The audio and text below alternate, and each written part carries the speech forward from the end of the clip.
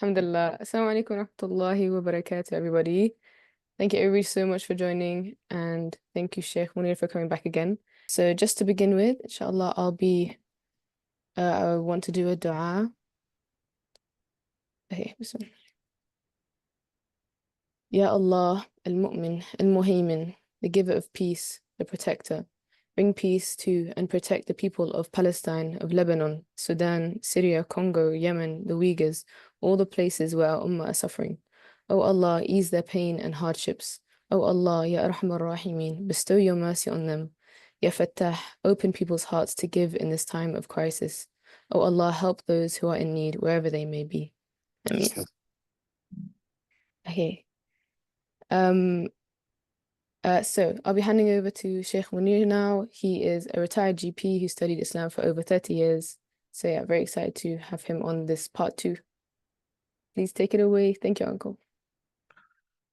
Bismillah, alhamdulillah, salatu wassalam, ala rasulillah, wa ala alihi wa sahbihi wa man wala. Assalamu alaikum wa rahmatullah. And we begin by praising and giving our gratitude to Allah subhanahu wa ta'ala, Lord of the world, sending peace and blessings on His Prophet Muhammad sallallahu alayhi wa sallam. I hope at the beginning that the people who attended session 1 are with us today. For those who didn't, it will be a bit difficult for you unless you caught up on a recording of it, because the problem with it is that people may ask questions which we've already covered in the last session. But anyway, shall press on. We talked last time a little bit of the introduction of Taharah, and of course then the idea of nifas and menses, al-hayd, being similar language-wise, but more specifically nifas being to do with post-childbirth bleeding, and hayd to do with menstruation. And we talked last time about the things that can't and can be done, and the various opinions on it when a woman is on her menses. One or two things I want to mention. One thing we didn't have time for, and I left it to this time, was the issue of going into a masjid while you're on menses, or even staying in masjid. Of course, there's various opinions on this. My father, majority, went down the road of woman on a menses, majority of scholars, but not all. There's no ijma on it. There is ikhtilaf on it. And I'll tell you what I think the best opinion is with the evidence. So majority went down that a woman can't go into a masjid while she's on a menses, neither can a man or woman in the state of post-sexual impurity or janaba. So that applies to both. They saw that both of them were the same. Yeah. And there were those who said that they can't, but if it's just passing through kind of thing, I always have a problem with those who say no, because they know there's a problem with it. So then they say, well, a little bit of it's all right. And how long is a little bit? That's the issue with it.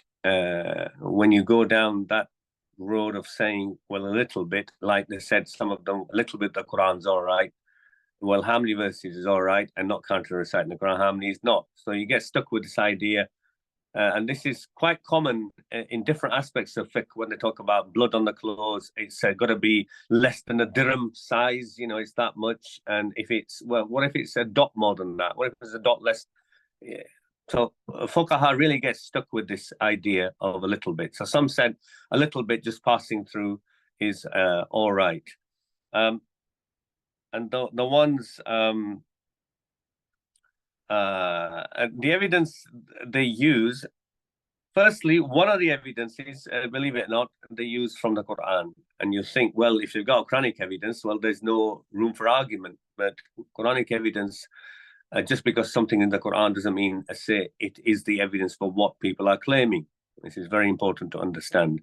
So if we look at Surah An-Nisa and verse verse 43, Allah subhanahu wa ta'ala says in the Quran, أعوذ بالله من الشيطان الرجيم يا أيها الذين آمنوا لا تقربوا الصلاة وأنتم سكارى حتى تعلموا ما تقولون. O you who believe, do not come near Salah when you are in a state of intoxication, intoxicated, drunk basically. So you may be wondering, why am I quoting this ayah? Because this is not the part we're focusing on. This ayah, in fact, is one of the earlier ayats, the second lot of ayat to do with alcohol's not been banned yet. That's why it's saying don't come while you're drunk. Okay. Otherwise, if you're not, then you may be drunk at other time, but don't come to Salah while you're drunk. Anyway, that's a separate issue. Until you know what you are saying. Yeah, which has other implications as well. I won't go into. And then the other part, وَلَا جُنُبًا إِلَّا عَابِرِ السَّبِيلِ حَتَّى تَغْتَسِلُوا. This is a bit. And do not come near Salah, وَلَا جُنُبًا, for one who is in a state of janaba. That's male and female in a state of post-sexual impurity. We already know that. It needs ghusl, it needs a bath. Yeah, but Allah SWT says, وَلَا جُنُبًا إِلَّا عَابِرِ السَّبِيلٍ حَتَّى تَغْتَسِلُوا. Yeah, he gives an exception, illa abiri sabil. So some ulama and fuqaha went down, Imam Tabari mentions it as opinion of some, that abiri sabil means here, yeah, except for the one whose junub is talking about janaba, not about menses here, but they put them in the same basket.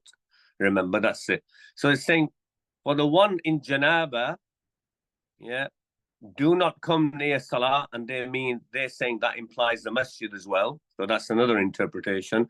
Then they say this, except for the one who is just crossing the masjid. So they say that's the meaning of abiri sabil, illa abiri sabil. Yeah.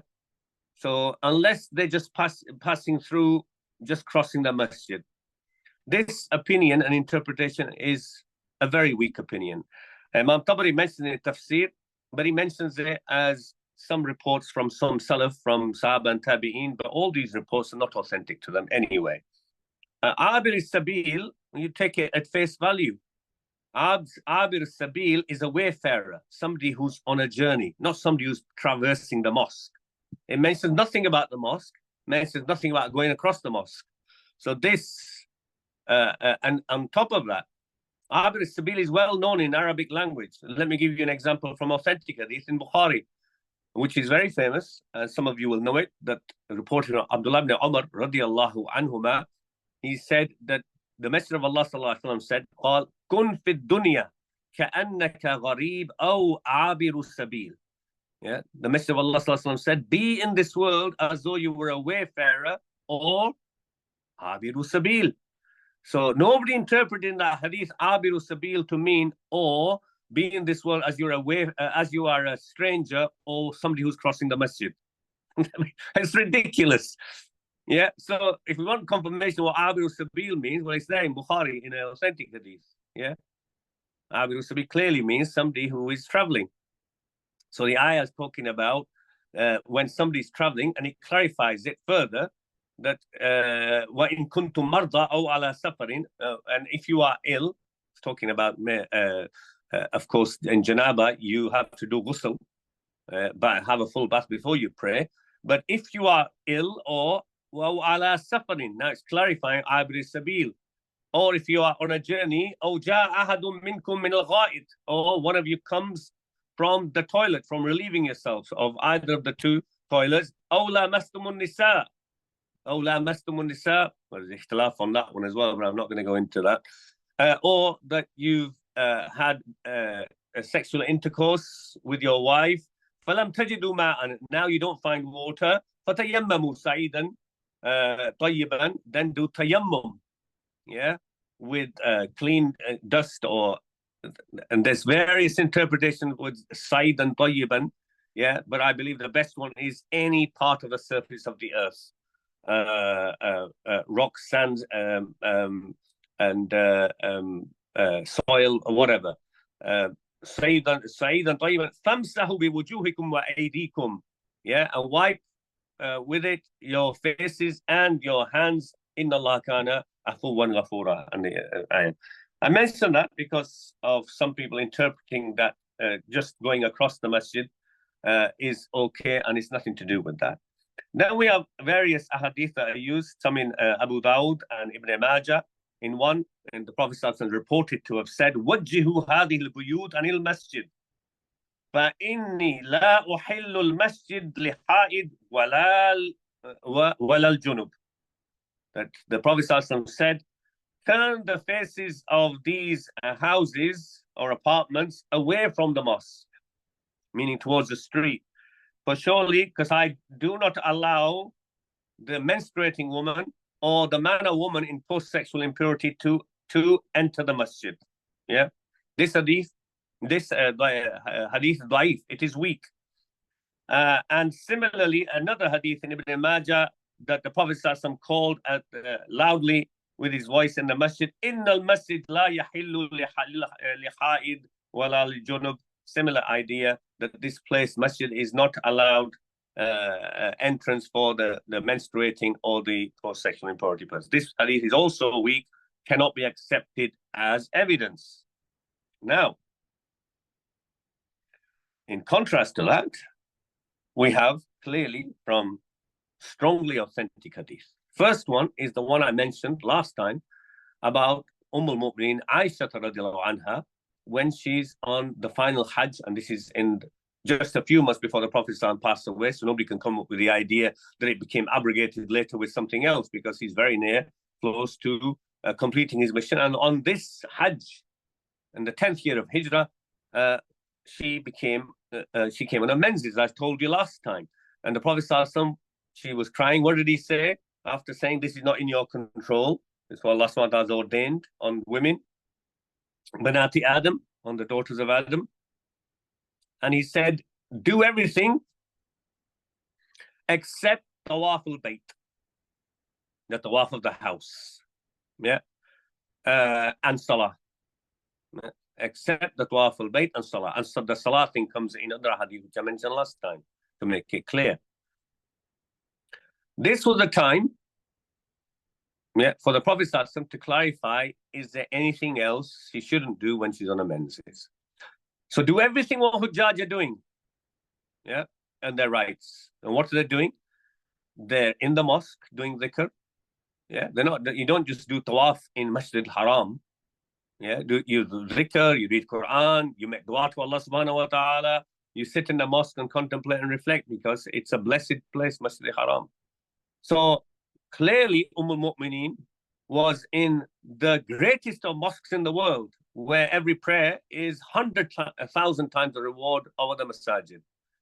And if he wanted that she was not allowed to enter the masjid, he would have clarified it in now and that statement and said, aside from doing tawaf of the house, you're not allowed to go to the house, the Kaaba. He didn't say that. That's a very strong evidence, yeah, very strong evidence to say that a woman is not prevented from going into the mosque. Yeah, and here's al-Mu'min Aisha radiallahu anha, nothing from any authentic hadith to say that she was told not to enter the masjid. Number 2, Prophet ﷺ said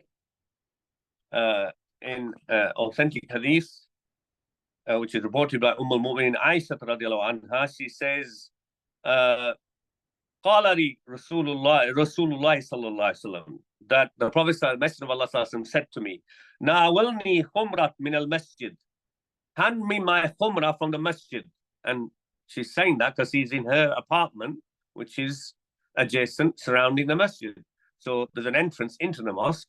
So he's telling Aisha to go and get khumrah. What is khumrah? Khumrah is from the idea of khimar. Khimar is something that covers your head. Khumrah is something that the Prophet is a small piece of mat that he would bow down, and it's called khumrah because he would put his head on it in sujood. So go and get my prayer mat, meaning that small prayer mat on which you do sujood, from the masjid for me. al-Mu'min Aisha, she said, I said, فَقُلْتُ إِنِّي حَائِض, I'm on my menstruation. So the Messenger of Allah said, إِنَّ حَيْدَتَكِ لَيْسَ فِي يَدِكِ. He said in response to that, he said, Well, your menstruation is not in your control. What's that to do with the price of bread, in other words? Okay. So she went and went to the masjid, and he didn't say you've got 5 seconds and 10 seconds to spend in the mosque. Make sure you come back before then. After that, yeah, it's too late. Another hadith, which is authentic from another wife of the Prophet ﷺ, Maymuna radiallahu anha, she said, "Kana Rasulullah sallallahu alaihi wasallam yadkhulu fi ihdana." Now she's talking about all the wives. But the Messenger of Allah sallallahu alaihi wasallam used to come upon one of us, yeah, meaning come to our apartment. It was our day with him. وَهِيَ حَائِض, and she would be in a state of menstruation, yeah. فَيَضَعُ رَأْسَهُ فِي هِجْرِهَا, and he would put his head in her lap while she was in a state of menstruation. فَيَقْرَأُ الْقُرْآنِ, and then he would recite the Quran. So he's lying back with his head on the lap of wives. So he didn't do it once. He used to do this as his habit. ثُمَّ تَقُومْ إِحْدَانَا بِخُمْرَتِهِ, then one of us would go and get his khumrah. فَتَضَعُهَا فِي الْمَسْجِدِ وَهِيَ حَائِض. This time, she's saying they would take this prayer mat from their apartment and go and put it in the mosque for him while she was menstruating. Yeah. So here you are, women going in and out the mosque. And this is Ummahat al-Mu'mineen. So this evidence is strongly against those who say that woman is not allowed to enter the masjid or look, the idea of staying, of course she's not going to do salah in the masjid. Can she go and listen to a talk, a reminder, etc.? Yes, there's nothing. Yeah, that would, and there's many who say no, she can't enter it, or she can just pass through it. But the evidence for this idea of passing through and not entering it is weak. The stronger evidence is that women can be present in the masjid. Obviously doesn't do salah, but we've already talked about other things that she can do anyway. Naturally, when it comes to i'tikaf, and sometimes they talk about mukthi, meaning staying in the mosque for a long time. If the i'tikaf is a good thing actually to think about, but I don't want to go into the details of it really, but just to say that i'tikaf, the only thing missing in i'tikaf that a woman couldn't do was salah again, yeah, based on what I've already said before as well. In relation, something linked with that would be Salatul Eid. Why do I mention that? Because for Salatul Eid, the Prophet specifically stated, and it's reported from Sahabiyat, saying that we were ordered to. Who ordered them? Not Joe Bloggs down the street. Umirna, meaning we were ordered by the Prophet. And in that hadith, which is authentic, they were ordered to bring out even the menstruating women to Salatul Eid, yeah? To Salatul Eid. And even the very shy ones who would normally be hiding and keeping themselves, you know, they were so shy, even they were ordered in that group to come out to witness the takbirat, yeah? And join in with the Muslim. The only thing they would do is step back and not join in the 2 rakahs of Salatul Eid, yeah? Now, of course, people would argue that Salatul Eid, when he's talking about it, every time at the time of the Prophet ﷺ was always in the Musalla, which was not in the masjid, it was in open ground outside. Yeah. So again, then they would say, well, that's not a problem because it's not the masjid. Fair enough. Then what's your evidence for preventing them from being in the masjid, even for Salatul Eid? There isn't any, because we've just gone through that evidence. All right. So if there's space, then even for Salatul Eid in the masjid, she's not joining in the salah, but she comes, as is the sunnah from the Prophet ﷺ, to partake and be there for the day of Eid. Now we mentioned, these things, because we mentioned salah, we mentioned other things, and we indirectly mentioned tawaf. I come back to tawaf because, of course, it is the way around it for most women nowadays with the idea of hormones is that they take something and delay their menses, and so they don't have a problem that they come on their menses during the days of Hajj and therefore end up missing some arkan of Hajj. Well, really, the arkan of Hajj, the only one that she's going to miss is what? Potentially. I can't ask questions, can I? They're all muted. People are shouting all sorts, I hope, or just gone completely quiet. What we're talking about in Hajj, the only thing, remember the only thing the Prophet ﷺ, aside from Salah, Salah is every day anyway, whether you're a Hajj or not, it's immaterial. So what is it in Hajj that she can't do, which is part of the and rukn of Hajj? Yeah, tawaf, and be more specific, is tawaful ifadah. Yeah, on the 10th day of Dhul Hijjah. Yeah, the day after Arafah. The day after Arafah. That tawaf is tawaf al-ifada, yeah, which, and that tawaf around the house is part of rukn. So I mention it because, so that's what we're talking about. They're trying to avoid being on menses at that time. So maybe it still happens, but certainly in the past when there weren't hormones, this was a big issue. People coming from a long way, women will be becoming part of a group, and they have to go back with the group that's going. They're not going to hang around for 5 days, 3 days extra, so they wait for the woman to now go back and do the tawaf when she stops from a menses. They're not going to do that. So Ibn Taymiyyah and Salman al-Awda mentions in his book, If'al wala haraj, do, there's no problem, from the statement of the Prophet ﷺ in Hajj and Umrah. He mentions that Ibn Taymiyyah says that he said, I made dua to Allah subhanahu wa ta'ala to give me tawfiq and the ability and guidance, irshad, to make ease for the Muslim women of the Ummah, because they travel a long way, and when they come on menses, they're not able to wait, and they go back feeling they've not completed their Hajj, despite coming a long way, going through all the hardships, spending all the money and all the difficulties. He's talking about in his time, 8th century Hijrah, not present day flying across and getting there. So he's talking at that time. So and he comes up with various solutions from various. He says here we can take from either of. But two of the ones that I liked. One was, he says, the Hanafiya say, and quite rightly he's saying, the Hanafiya say that being in a state of Taharah, yeah, having ghusl, and being in a state of ritual impurity, for doing tawaf al-ifada around the Kaaba is not a condition like other scholars say. Hanafiya say, we believe it is obligatory, wajib, it is a rukn, but it is not a condition for the acceptance of a Hajj. In other words, if a woman is unable to do it because she misses it, she comes on a menses and can't do tawaf al-ifada, Hajj is, because it's not a condition to be in a state of tahara, she should do the tawaf around the house in a state of menses. This is a Hanafi position, yeah, in a state of menses. But afterwards, because it was wajib to be in tahara, not a condition, she just gives sacrificing a camel as compensation. And then Ibn Taymiyyah said, Imam Malik, in one of his opinions, he said that if somebody comes and does tawaf al-qudum, that's the tawaf when you arrive. Yeah, it's the Umrah part of Hajj Tamattu.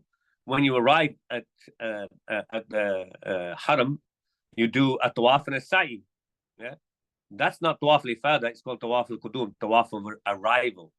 So Imam Malik, in one of his views, he says, if they've done that, the woman's done that, and she comes on the 10th and comes on a menses and can't do tawaf al-ifada and has to leave with her party who are going, not waiting for her to clear from a menses and do it later, then her tawaf al-qudum, her tawaf that she did at the beginning, will be accepted on her behalf as tawaf al-ifada.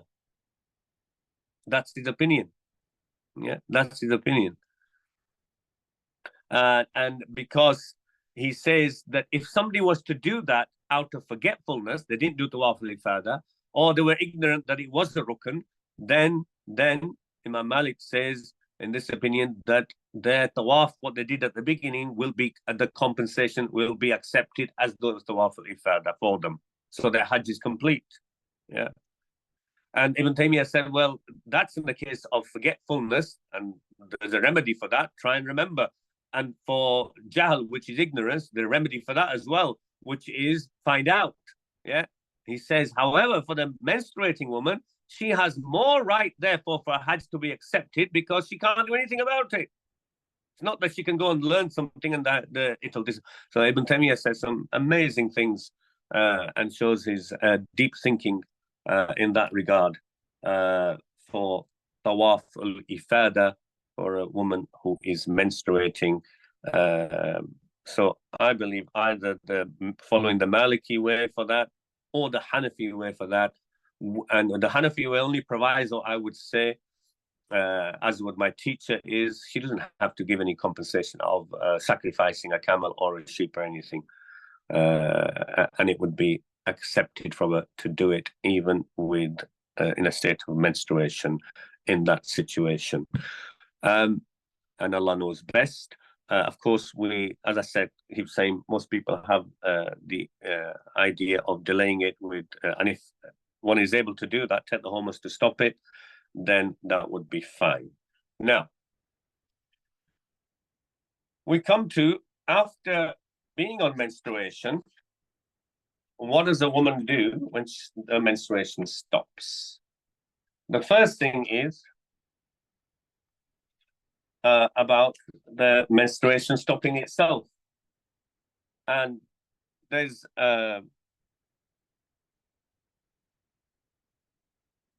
there's a hadith which mentions that the women at the time of the Prophet ﷺ, كانت النساء يبعثن إلى عائشة بالدرجات. They used to send little like boxes, believe it or not, with their pads in, from the menstruation blood, فيها الكرسف, فيه السفرة, with as they're coming towards the end of the menses, to check with her, is this okay? Am I off my menses?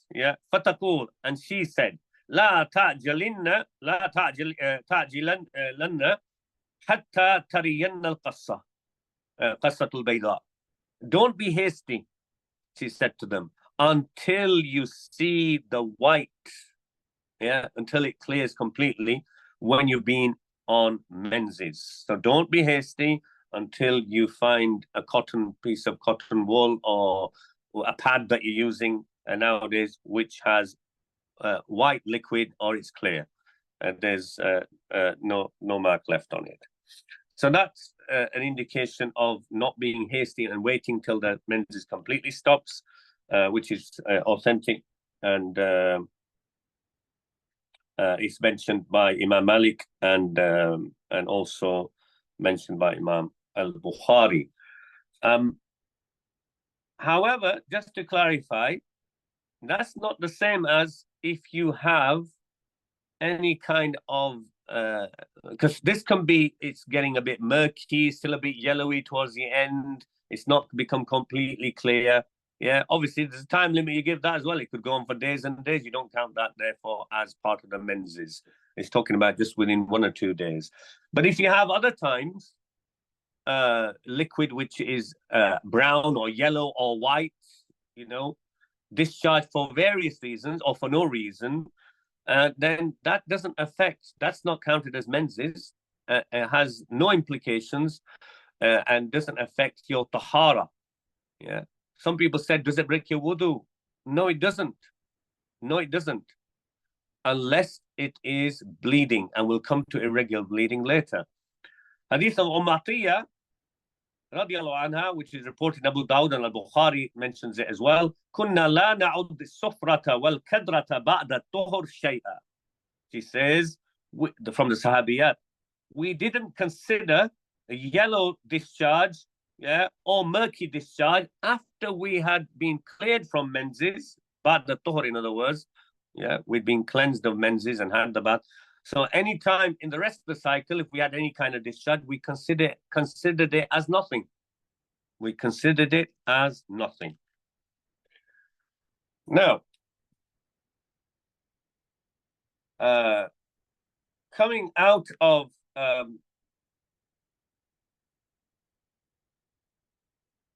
when the menses stops, as Allah subhanahu wa ta'ala says, حَتَّى لَا تَقْرَبُوهُنَّ, talking about menstruating women, the verse I mentioned last time, حَتَّى يَطْهُرْنَ, until they have become cleansed, meaning the menstrual blood is stopped.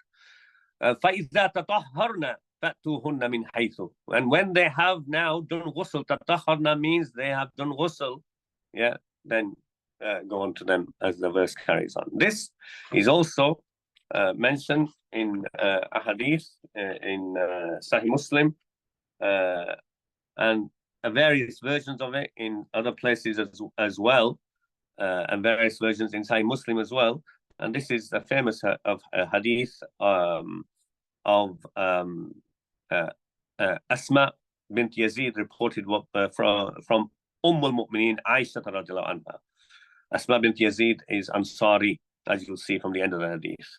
And why I mention this hadith, because sometimes I found some of its translation problematic. So be careful and be aware of translations. And Asma, al-Mu'mineen Aisha radiallahu anha, says that Asma sa'alat an-Nabi sallallahu, asked the Prophet sallallahu alayhi wasallam, an ghusl al-mahid. First, she asked about taking the bath of a woman who's finished her menses. How should she do it? Prophet sallallahu alayhi wasallam said, تأخذ إحداكن ماءها وسدرتها. One of you, should take water with lotus leaves, which they use like a soap, or you can say water and soap. فتطهروا فتحسن الطهور. And then cleanse and do the cleaning well. Some interpreted this as saying that she should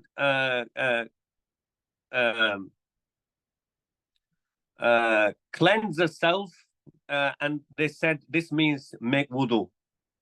It doesn't say anything about making wudu. And I'll tell you why they say. Those who say that wudu making in ghusl for male and female, for any ghusl, is wajib, is fard, they try and interpret this to say that to make wudu with it. The Prophet didn't say that. He would have clearly said make wudu. And we'll come back to that issue in a bit. What the Prophet is saying from context here, he's not talking about doing the full ghusl here. He's saying cleansing the area of the menses first and clean it well. That's the first thing you do.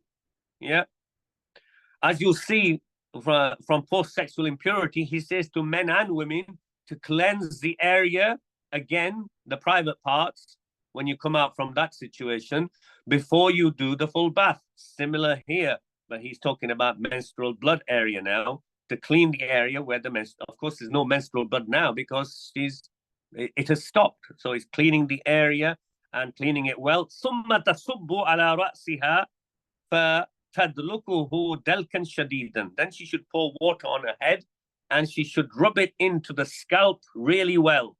شديدا. And the ghusl of the Prophet ﷺ, and he mentioned it in various places, is making sure that the water reaches the roots, reaches the scalp area, and doesn't leave any area where the water doesn't reach. So rub it in well, the water, حتى تبلغ شؤون رأسها, until it reaches the roots of the hair on the head. ثم تصب عليها الماء. Then she should pour water all over herself. Thumma, finally. That's what he said. Then pour water over the head. So notice here nothing about washing her mouth out, washing her nose, putting water 3 times, or making wudu. That's an interpretation given by some, but that interpretation is possible, but it's weak, really, to say that for the first part of this.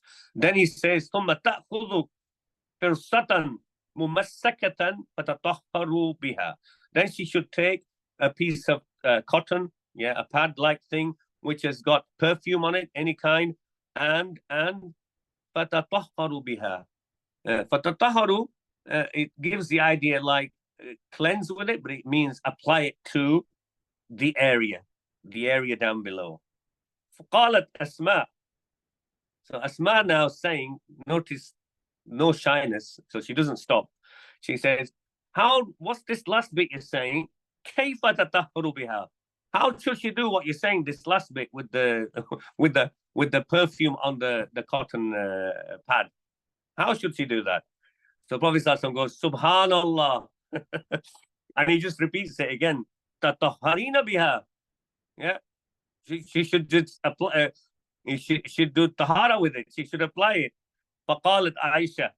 So in one version, it says, so Aisha radiallahu anha, because Prophet ﷺ, in one version of the hadith, he put his hand across like that out of shyness to Prophet ﷺ, because again, she asked the question to be clarified. So Aisha radiallahu anha says that she pulled Asma towards her, because she says, where does she say? قالت عائشة, Aisha says, واجتذبتها إلي. I pulled her towards me, Asma. وعرفت ما أراد النبي صلى الله عليه وسلم, because I understood, I knew what he meant, the Prophet صلى الله عليه وسلم. فقلت, and I said to her, تتبعي بها أثر الدم. Interesting, the translation of this is interesting as well. So some of them have said, well, most of the translation I've seen, they said she should apply it to the traces of blood. This perfume pad, apply it to the traces of blood. That's a very poor translation. There shouldn't be any traces of blood left, because she's cleansed herself well, firstly. Before that, the menses are stopped.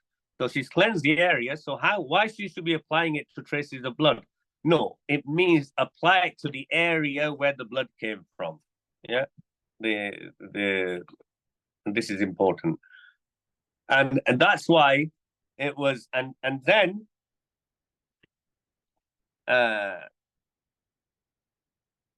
yeah, in one of the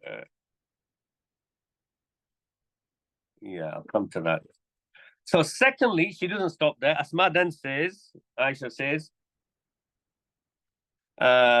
وَسَأَلَتْهُ, then she asked the Prophet ﷺ, and ghusl al-janaba, about the bath of being in post-sexual impurity. Yeah, she's a woman who clarifying what she should. فقال, and the Prophet ﷺ said, تأخذ ماء فتطهر فتحسن الطهور, repeated what he said with the after menstruation. She should take water and cleanse herself, meaning her private areas, and cleanse it well. Yeah. And we get that understanding, you'll see, from the way the Prophet ﷺ actually did it himself. And I'll come back to that in a minute. Oh, تبلغ الطهور, oh, really clean it well. ثم تصب على رأسها, then she should pour the water on her head and rub it in, and he repeats it until it reaches the roots of the hair on the head. ثم تفيض عليها الماء, and then she just pours water over her body. In this part, notice he doesn't mention about perfuming at the end, because it's not after menstruation, it's after post-sexual impurity. فقالت عائشة, so now this is a famous statement Aisha said about the women of the Ansar. She said, نعم النساء نساء الأنصار, the most excellent women are the women of the Ansar. لم يكن يمنعهن الحياء أن يتفقهن في الدين. Their modesty did not prevent them from, meaning understanding their deen, meaning asking questions which were pertinent, which could be embarrassing to other people and other women to ask. It didn't prevent them. So this is regarding the bath. And from the Prophet ﷺ, no mention of wudu. Yeah, so the best opinion is wudu is sunnah. And it came not from Prophet ﷺ telling people to make wudu, but how al-Mu'minin Aisha described the bath of the Prophet ﷺ. Yeah, how he would first wash his hands and then wash his private parts. Yeah, and how he would then put water on his head. Yeah, حتى إذا ثم أفعل سائر. Yeah, we'll come back. So I'm just gonna ثم يتودى. Yeah, and there, that after saying he would cleanse himself in the private parts, then ثم يتودى wudu للصلاة. Then he would make the wudu of Salah, the Prophet ﷺ. Then he would, pour the water on his head when it came to the masa and make sure it reaches the roots. And then he would pour water all over himself. And one version, he would wash his feet at the end. So that was the Prophet his way. And that's why, because he doesn't mention it when the woman's asking him, yeah, in both those cases, he doesn't mention it. That's why majority of scholars quite rightly went down the road that to make wudu is sunnah. Yeah, the Prophet from his fi'l and his amal, but it is not. Yeah, to pour water all over yourself is the real purpose with the intention of doing ghusl. Then that suffices, and that is what is done. The topic isn't about ghusl, so I'm not going to go into the issue about undoing hair, etc., because that's not the topic for today. Sorry, Uncle, just letting you know you have a bit under half an hour. All right, that should be plenty of time, inshallah. Now, let me come to the issue of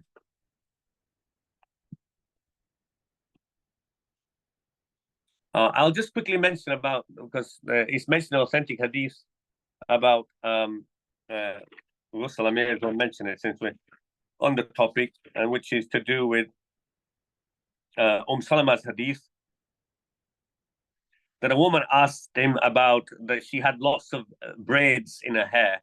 أفأنقذه للجنابة, after post-sexual impurity, do I have to undo them when I'm doing ghusl? And the Prophet says, إنما يكفيك أن تحثى عليه ثلاث حثيات مما ثم تفيضي على سائر جسدك فإذا أنت قد طهرت.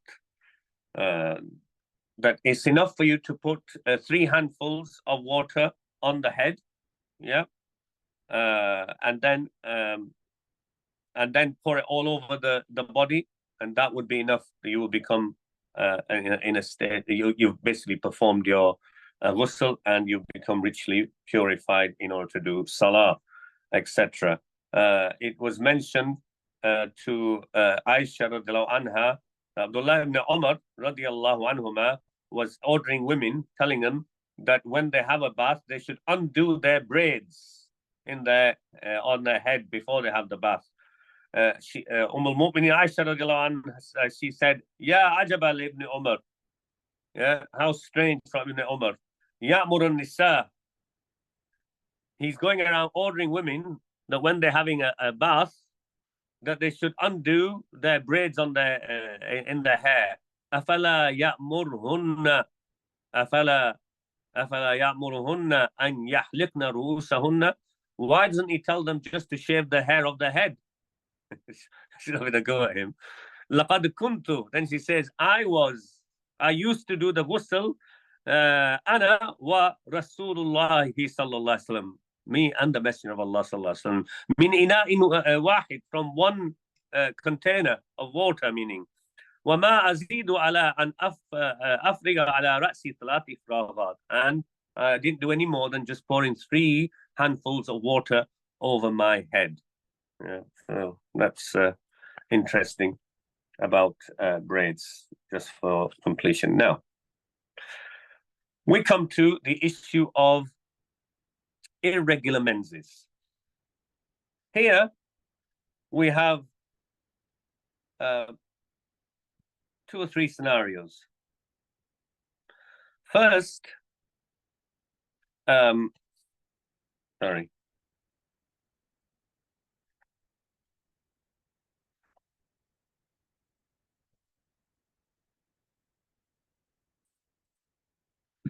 First is to do with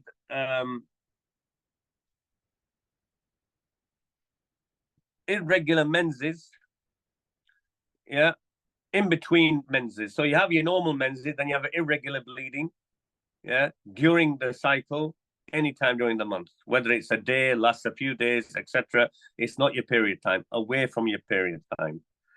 Okay.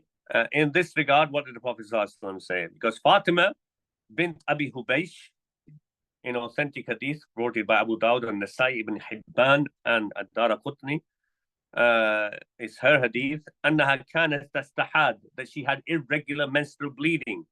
And she said to the Prophet ﷺ, the Prophet ﷺ said to her, and here he says, إذا كان دم الحيض فإنه أسود يعرف. When it is your menstrual blood, then it is dark and it is known, meaning you'll know that it's your menstrual blood. فإذا كان كذلك فأمسكي عن الصلاة. If you know that's your menstruation time and it's your menstrual blood, then hold back and stop your salah. We mentioned this last time. فإذا كان الآخر فتودعي وصلي فإنما هو عرق. If it is other than that, meaning it is not your menstruation time, yeah, it is other than that, irregular bleeding, other than that, then make wudu and pray. And in one version, quite rightly mentions in Bukhari, make wudu with every salah. Yeah, make wudu with every salah because you're bleeding, but it is abnormal bleeding. No ghusl here, because you did the ghusl when your menses ended. This is away from your menses, you've got bleeding, notice. Okay? So this is one situation. The other situation is actually when you have a prolonged bleeding, either your menses just carries on and on beyond the 6-7 days to 2 weeks or whatever, yeah, without any hint of slowing down. So it's gone past your normal 6-7 days or 5 days, whatever what you're used to, or you're bleeding all the time, yeah, continuously, and you can't differentiate between where your menses is and where it's not. In those situations, we have the hadith of Hamna bint Jahsh. Yeah, this hadith clarifies, and it is authentic hadith reported by Ahmad, Abu Dawud, and Tirmidhi. Now,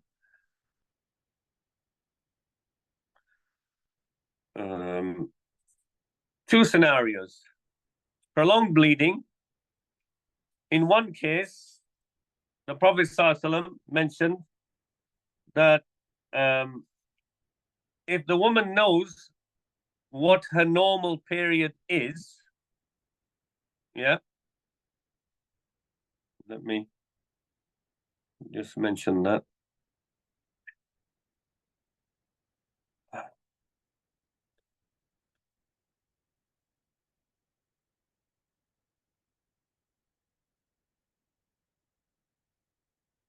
Yeah, so basically, first part of this, she's just mentioning that she's on heavy bleeding, continuous.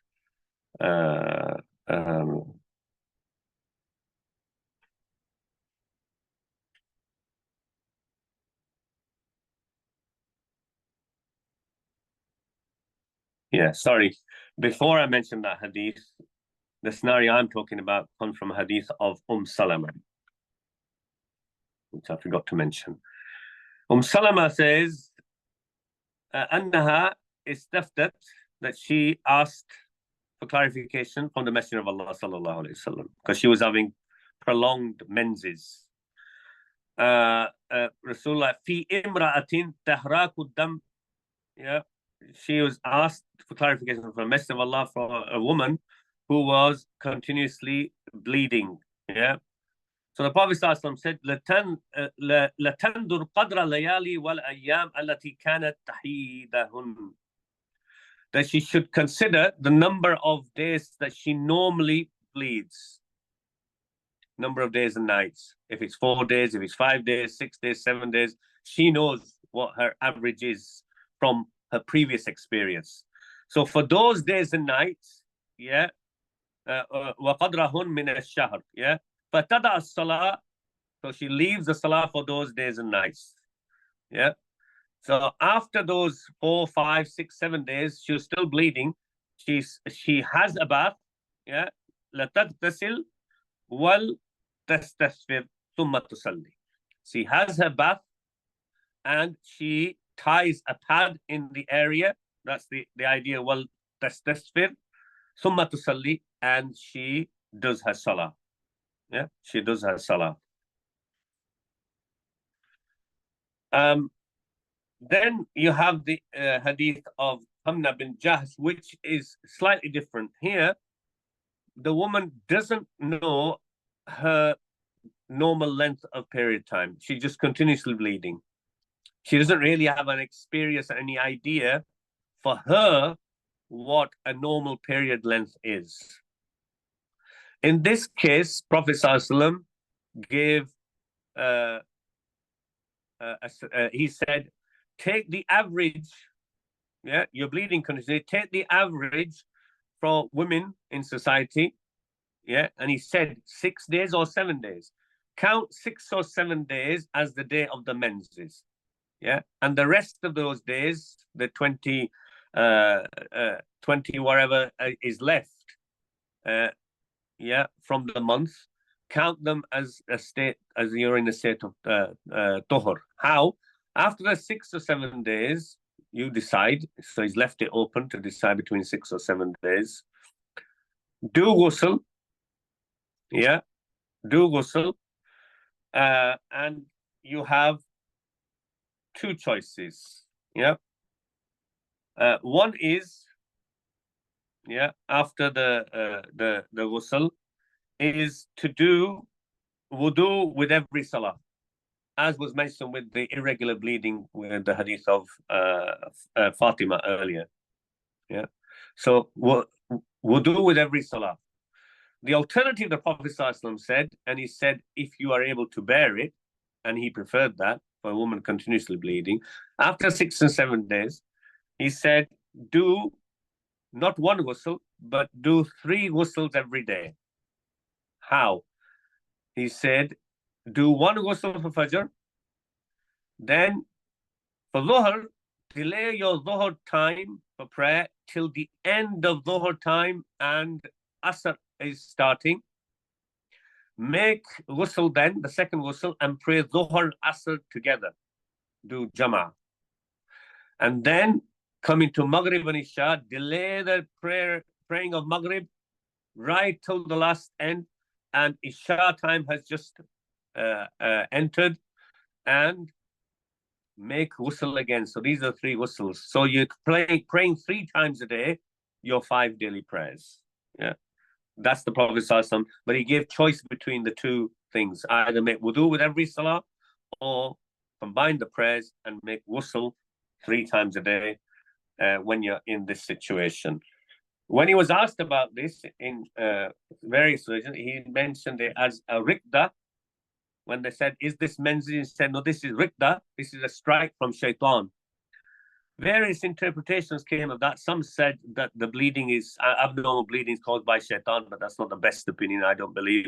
Others said rikda, strike from shaitan, because the fact that he's causing confusion in the woman, and because of this bleeding, it's the confusion that's a strike from, because he wants her not to come near prayer and not to pray. So the Prophet ﷺ gave an answer and clarification how to overcome it and get round that. Irregular bleeding in between the menses, away from the menses, yeah, wudu with every salah. Yeah. Then prolonged bleeding from the menses that carries on, and the woman knows her cycle, then she just counts the 4, 5, 6 days of her cycle that she knows, makes ghusl, and then she carries on praying after that, making wudu with every salah. Yeah. And if it's prolonged and she doesn't know her period length, then she just estimates it as 6 or 7 days. Yeah. And now she either makes 1 ghusl and wudu with every salah, or she makes 3 ghusls and combines the prayers. Finally, well, I don't think I've got a couple of things. One, oral contraception.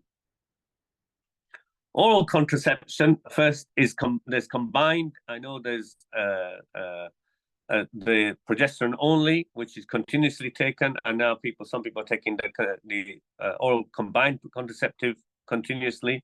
Some take it for contraception, others take it for menstrual problems, etc. Anyway, nevertheless, it still works as contraception. And there's the issue of coil, etc.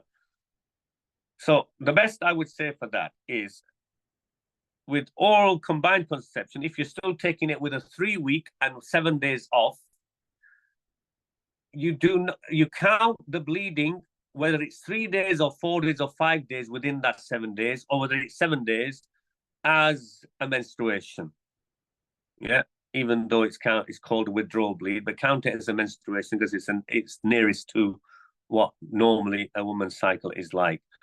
And at that time, stop praying and fasting. And at the end of the bleeding, by the way, if it's 7 days you come off the pill, you don't have to wait 7 days. If your menses is stopped, if you're bleeding, not your menses, stops after 3, 4, 5 days, then you have a bath then.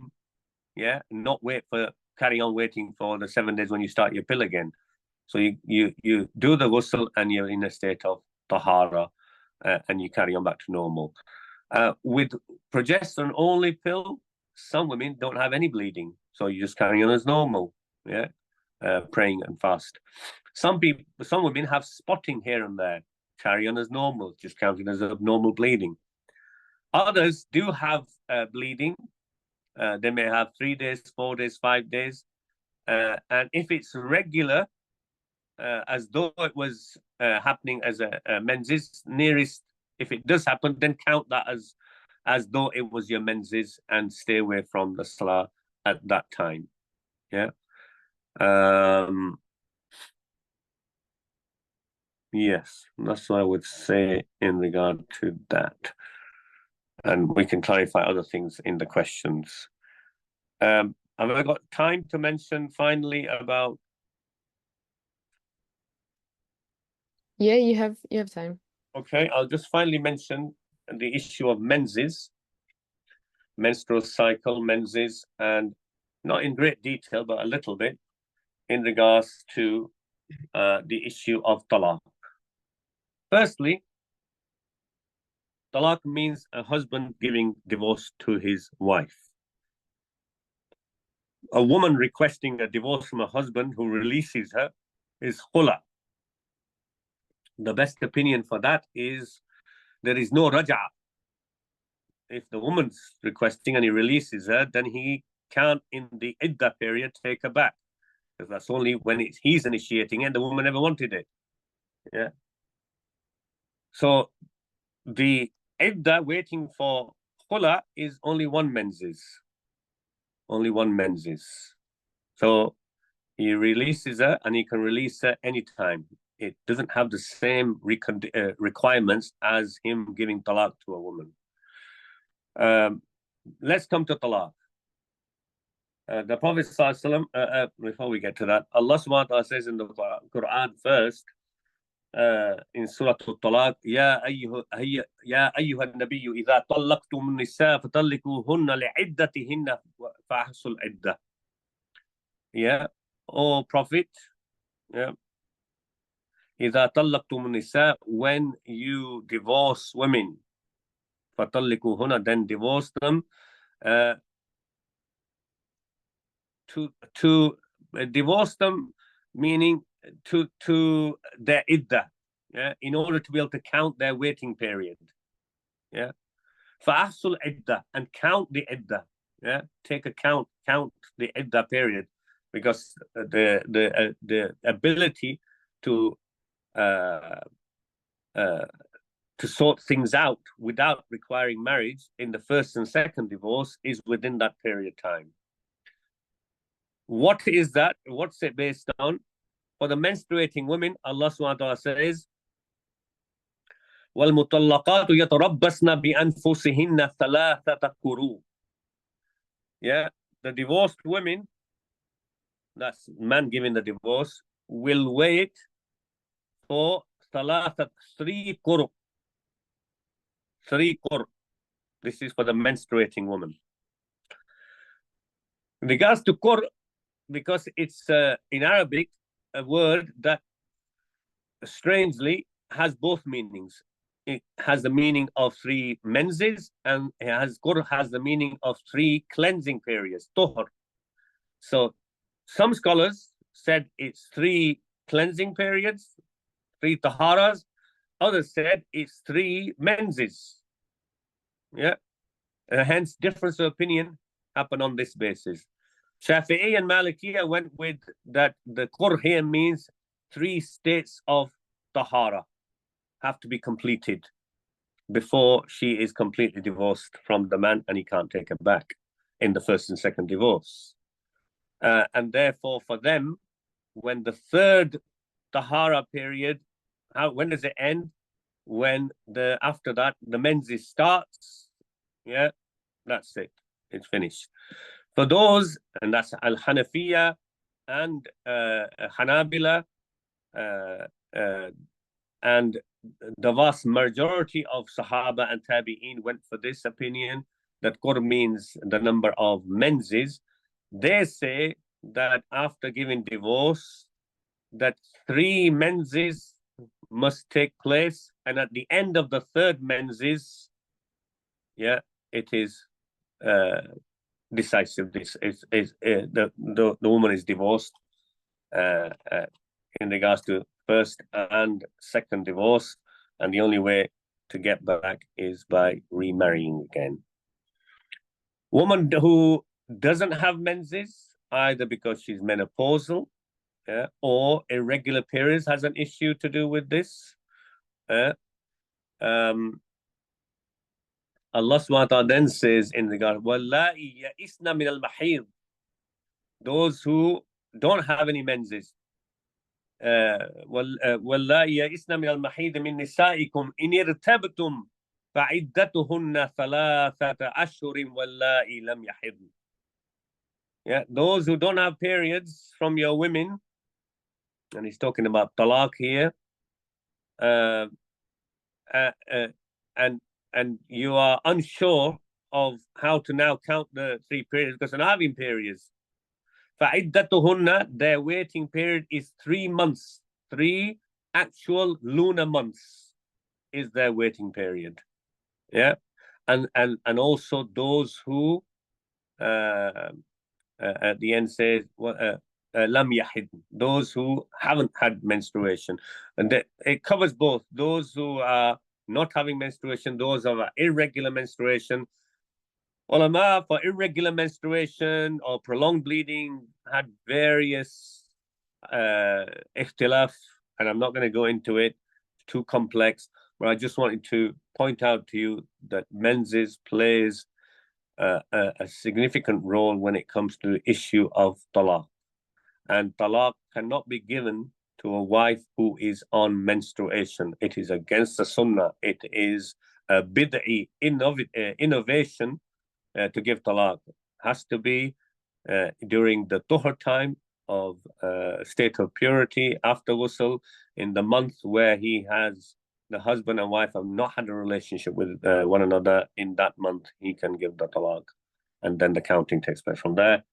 I think that's all I want to say. وآخر دعوانا أن الحمد لله رب العالمين. Now we can ask you questions. Okay, thank you so much, Uncle. That was so beneficial. Inshallah, I'll be reading out the questions that some people left for you. Some of them I think you answered, but people may want some clarity. So, okay, number 1, if my monthly period ends during my long flights while traveling and I'm not able to do ghusl, then must I perform wudu or tayammum and start praying? So I looked at this question, and this is one of those theoretical questions, in my opinion, and whoever's asked it, they need to put more information in it. Because long flight, what does it mean? Which prayer are we talking about? Remember, you're on a journey and you can combine prayers. Remember, you may be transferring and you may land somewhere, depending on how many hours you stay at the airport, whether there's facilities at the airport easily to go and get a shower or not. All these will have implication and impact on it. So rather than give a very theoretical answer, it needs more specifics. Somebody, I am traveling today at this time, and I'm going to Australia. I'm going to be stopping off there, right? And these are the prayers, and I am on my menses now, and suddenly during the journey, depends on when you become cleansed during the journey. Yeah. So there's so many factors that need considering, yeah, to deal with the answer. Suffice it to say, keeping all that in mind, depending on where you stop, whether you have facilities, whether it's prayers that you can combine because you're on a journey, that need to be kept in mind. So it doesn't need to be prayed straight away. Dhuhr time has come. I've got a long time, yeah, Asr time, depending on where I am. I can combine it, I can delay it, etc. Suffice to say, even if water is available in the sink in the aeroplane, for example, or you land in an airport and there's water there, but there's no facilities really, except because Allah SWT doesn't want you to put you hardship, and there's no real facilities for getting ghusl, then you don't make wudu and start praying. You make tayammum, yeah, like for the state of janaba.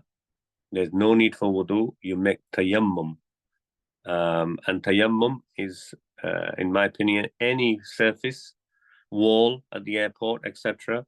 And make tayammum, and then you pray the prayer that needs praying. If you're on the aeroplane, as a last resort, because it's not now the surface of the earth, the only thing you can do is touch the plastic seats or the sides of the aeroplane in place of that. If your prayer time is going to go, and you will lose the prayer before you land, then that's the thing to do. You perform tayammum, not wudu. Okay, thank you. Thank you for the clarity. And if the person who asked it wants any more clarity, then you can ask in the chat. This question I think you may have answered, but on abnormal bleeding. So if your period has starting to get very slow or getting brown spotting for like 2 days, and then big gaps in time between the spotting, like 6 hours or more. So like it feels like they should be praying, but they also have pains from their period. Should they be praying? What should they do? I read this question. I think she's talking about starting the period. Let's be clear what we're talking about. We're not talking about spotting at the end.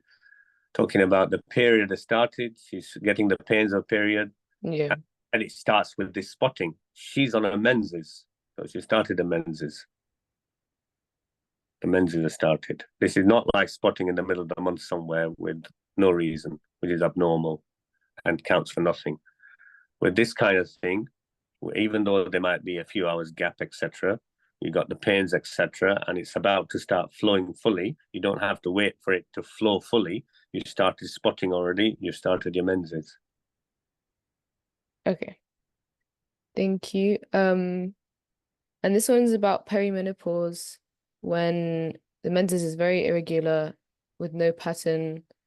These are kind of similar questions, but sometimes it's normal length, but sometimes 3 days of flow, 1 day nothing. In such circumstances, how do you know when you can read Quran, do Salah, fast, etc.? Well, you can read Quran all the time. I've already clarified that last time if you were here. If we're talking about Salah, basically, and fasting. I think from what I've said earlier, should have clarified that. Okay. Yeah.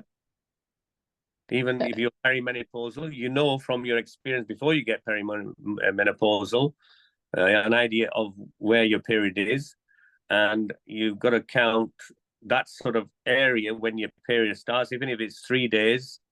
If you got 3 days and then you got half a day gap and you're bleeding again, you haven't quite stopped from your period. If you got 3 days and it's your usual period sort of time, you've got a few days gap, yeah, and you've stopped from your menses, then you don't count the second one as another period. You count it as abnormal bleeding. Okay, thank you. Someone And in the chat. mistakes with this, because you are, the Prophet ﷺ saying, if it's this, if do 6 or 7 days. So there's room. We are, not me, but you're going to make mistakes sometimes, and Allah knows best. You do what you can with the guidance that you have. In the end, people had an opportunity to ask, to clarify, and I think many will be surprised. And even if you give them the permission for Salah and reciting Quran, there's all this idea that, oh, she still can't have the marital relationship with the husband. Well, subhanallah, as some Salaf said, that you're doing something, Ibn Abbas, I think, radiallahu anhu, but maybe wrong, one of them, that you're doing something bigger. You're able to pray, and you're counted as ritually pure before Allah, and you're allowed to pray. Of course, you can do the other thing with your husband. Yeah. Sheikh Munir, actually, that's something there hasn't. I know you touched on it in the last one, how you went through the hadith about Rasul Sallallahu Alaihi Wasallam sort of wrapping up the area that he wouldn't touch, and then just doing whatever he wanted, and within the marital relationship, between the two of them. So, is there anything more that needs clarifying there for sisters? I do see that this is an area that causes a lot of strain on relationships. Men don't know, women don't know, and they're often abstaining for longer than they need to. And but also, you know what the problem is? It's not just the women not knowing, it's the men thinking that these sessions are only for women. Yeah. And doesn't a man need to know that he can do all that, what Prophet ﷺ saying? It's not one-way traffic that the woman needs to tell him. Man and woman, husband and wife, both need to know what they're allowed and not allowed to do in this regards. So this topic, for me, is not just for women. This topic is for men and women. Because I've just explained to you, and you just raised this, that affects a marital relationship between husband and wife. Then there's the issue of Hajj and Umrah, and they travel together. What's a man going to do, etc. in that situation? Does he have to hang around, book another 10 days off because she's coming on menses? It affects the talaq issue, and people are doing all sorts with talaq because of this period issue. Yeah, they're giving talaq to women, and she's on a menses. It is completely against the sunnah, against what Prophet ﷺ. You understand what I'm saying, I hope. And the reason why a man can't declare talaq during a wife's period is that he's not angry at the alienation physically at that time, or is it because she's vulnerable emotionally? That's what the Prophet ﷺ clarified in the Sunnah. You're not to do it at that time. Simple as that. Yeah. And could you clarify, you said that he can declare talaq in the part of the cycle where she's clean, but where there has been no physical intimacy? Yes, that's the way. If they've had intimacy in that cycle where she's ritually pure, in that doesn't count. So he has to wait till the next cycle. Right. Meaning after the next menses. All this is an opportunity to avoid giving talaq. And not in a state where perhaps the reason why she's on a menses is because, for some days they can't be intimate and they may be able to sort it out. Yeah. After the menses has gone. So it has mutual implications for both of them. Yeah. But details are not given there. But clearly this is the sunnah.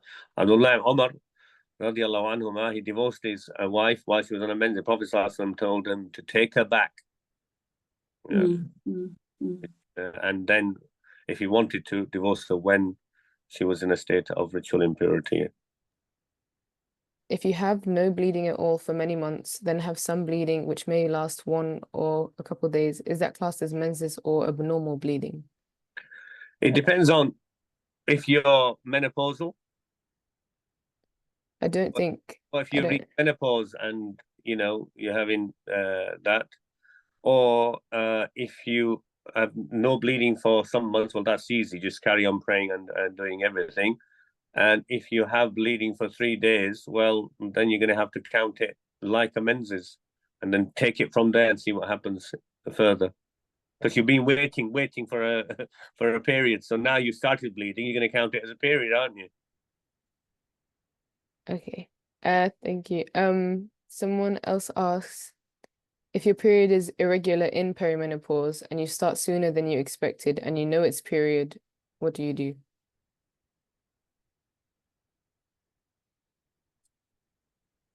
If it is, are you talking about perimenopause? Yeah. So you started a period sooner, but you know it's your period, then count it as a period. Okay. And see what happens after that. Some women have long periods, like for 12 days regularly. Is there a cutoff date for ghusl?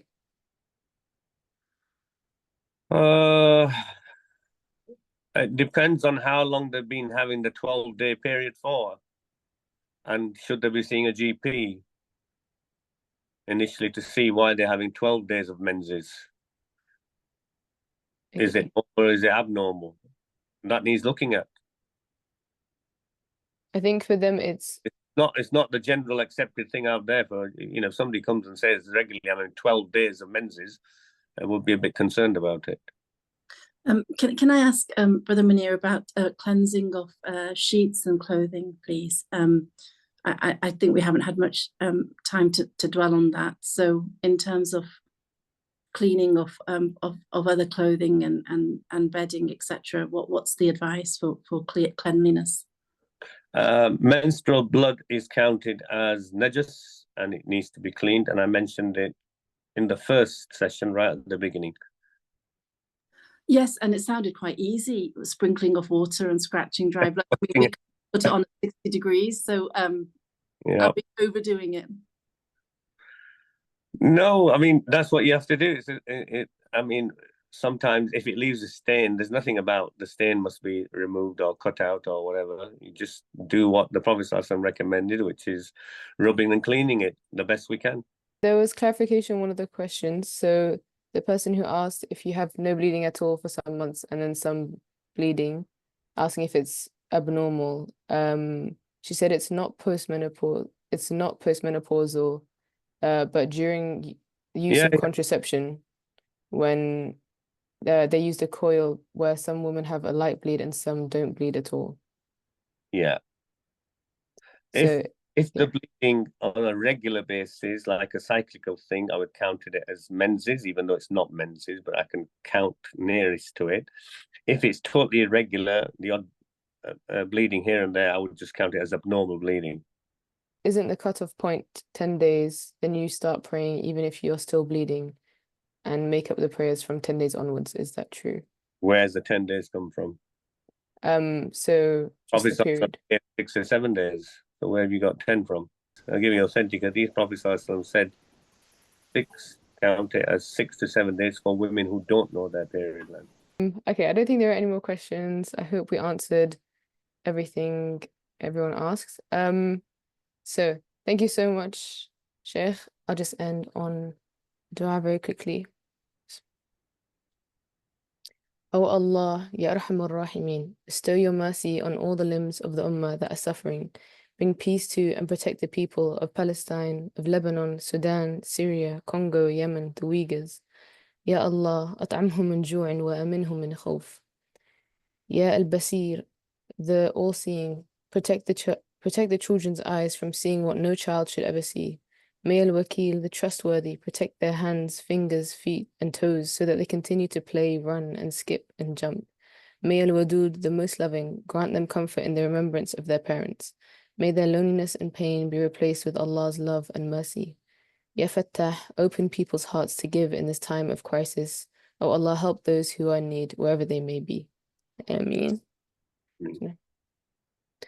Thank you everyone so much for joining, and thank you so much, Sheikh, for both of these sessions. They've been so beneficial, and I hope everyone benefited a lot also.